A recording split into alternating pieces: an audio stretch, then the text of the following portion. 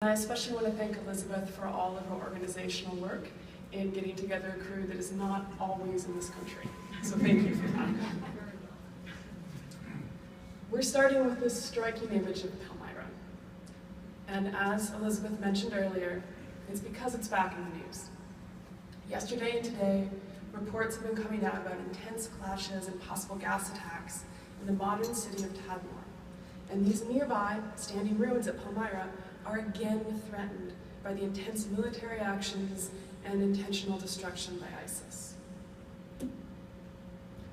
Once a major tourist destination with remarkable ancient Roman architecture, the local population and the site at Palmyra have suffered incredible losses.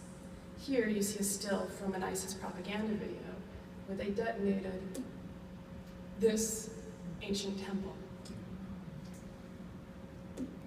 And here you see the satellite imagery analysis of that destruction, done by the American Association for the Advancement of Science's Geospatial Technology Project as part of a variety of groups who are documenting and collecting evidence on what we've lost. And Palmyra is just the most famous example of this wave of destruction that has hit cultural sites throughout ISIS-impacted areas. This type of intentional destruction by ISIS has been seen at a wide variety of archaeological and religious sites. This satellite image shows the shrines of 3 medieval saints surrounded by a mosque, or surrounding a mosque. When I was working on my dissertation, I lived down the street from here a couple summers in a row. This is in Raqqa, Syria, which is now the heart of the so-called caliphate. And these 3 beautiful shrines were destroyed. Were destroyed by ISIS. You can see the before and after image there. Their red domes, or excuse me, the round domes now destroyed. And this was documented by AAAS and the Geospatial Technologies Project as part of this evidence gathering. One of the things that we realized in that analysis was that it wasn't simply that the sites were being destroyed, but rather that there was an act of erasure, that this second troubling step took place where they brought in earth-moving equipment and wiped the landscape clean. They scraped the earth so that they were moving any sort of remains that would have been left from the original structure. Here you see Nebi Yunus, also known as the shrine to the prophet Jonah in Mosul, Iraq.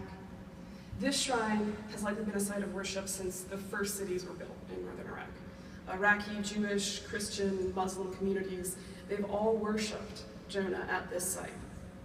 It physically represents the religious diversity that existed in the old city of Mosul. And here you see the documented destruction that took place in July 2014. You see that yellow arrow pointing to the shrine beforehand, and then you see that that structure is no longer there in the after image. Here with the red arrows, you see the dump trucks and the earth-moving equipment carting the rubble away, so it's fully erased.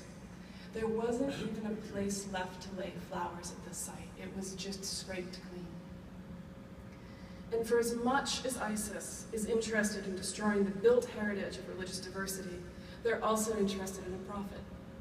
So before this shrine was destroyed, it's likely that lots of architectural elements from the inside were ripped off because they were portable and easy to sell, because they're a market for those things. Theft and looting has become a part of ISIS's revenue stream. And looting is big business. Using satellite imagery, we're able to illustrate the archaeological sites which have been hit hardest.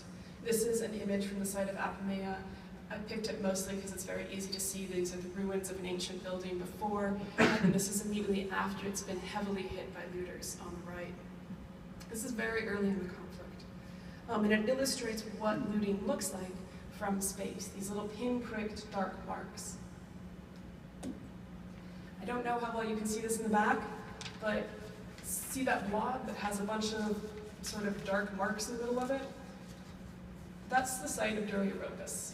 And each of those little dark shadows is a looter's pit, with possibly a tunnel connecting them underneath. And this site was once known as the Pompeii of the desert. It's a famous site. Today, it looks a whole lot like Swiss cheese.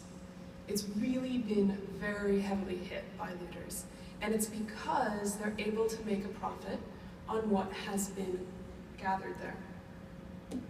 So here you see an example from a raid against an ISIS commander named Abu Saif, and this is just a sample of some of the artifacts that were found in that raid by US Special Forces. You'll note that there's coins, ancient coins on one side, and then a historic religious document on the other. And these losses, looting, the intentional destruction, it rips away an important component of identity. This is just one very small part of the humanitarian crisis.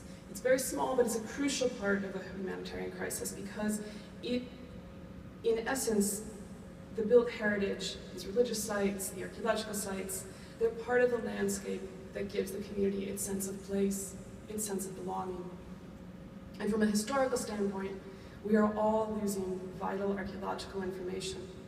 There are questions about the origins of civilization and history that we will never be able to answer as well because those sites have been destroyed and looted. So, what can we do? I'm going to talk briefly about 2 projects in Iraq that I'm working on, and then Corey and Brian are going to follow with longer examples of other projects and activities. We'll start with one of the first things that I've been focusing on, which is that it's really important to assist Iraqi academics. To do this, the American Academic Research Institute in Iraq has been working since the 80s to facilitate cooperation and ongoing research projects with Americans and Iraqis. And here you see one of our Iraqi fellows conducting documentation research at a cultural site in Iraq. Academic, cultural, heritage professionals, they're Iraq and our first defenders of our shared heritage on the ground. And it's important that we continue to support them. Since 2009, the second project that I've been involved in is the Iraqi Institute for the Conservation of Antiquities and Heritage. Oh, excuse me, and they've been working there since 2009. And this is located in Erbil, Iraq. Since then, we've trained a little over 200 Iraqi cultural heritage professionals from every province in Iraq, members of all ethnic and religious groups, and all of our classes are co-ed. The Iraqi Institute brings people together for the shared common value of preserving cultural heritage. We now have an ongoing Smithsonian course at the Institute, and we just finished up our last class in November. When all of this destruction that I briefly showed the highlights of in the earlier slides feels overwhelming, it's the students at the Institute in Erbil that give me hope. And I'm honored to teach and work with my colleagues there. And before I end, I want to share with you an update about this site, Nimrud. This is the ancient site of Kala.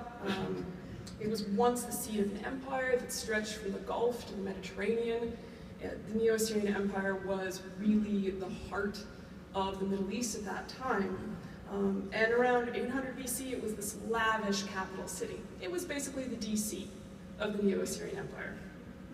And there's a lot that we don't know about how bureaucracy functioned or how daily life took place in this capital city of the Neo-Assyrian Empire.